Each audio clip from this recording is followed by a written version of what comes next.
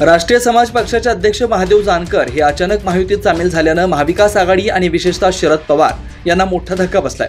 कारण माढा लोकसभा मतदारसंघातून भाजपला आव्हान देण्यासाठी शरद पवारांनी जानकरांना लोकसभेच्या तिकिटाची ऑफर दिली होती। मात्र त्यानंतर महादेव जानकर हे अचानक महायुतीत सामील झाले। त्याचविषयी बोलताना शरद पवारांनी नेमकं काय घडलं हे पत्रकार परिषदेत सांगितलं।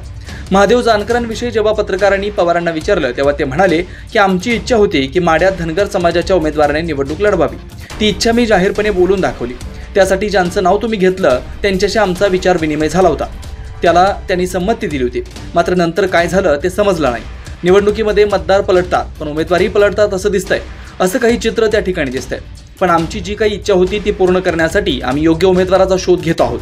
आमच्याकडे लोकांचे अर्ज आहेत, मागणी आहे। अनेक उच्च शिक्षित लोक माढ्यातून इच्छुक आहेत। पण सामाजिक समतोल हा ठेवता आला तर आम्हाला आनंद होईल। त्या दृष्टीने आमचा प्रयत्न सुरू आहे असं म्हणत पवार यांनी त्यांचा मास्टर प्लॅनच यावेळी सांगितलाय।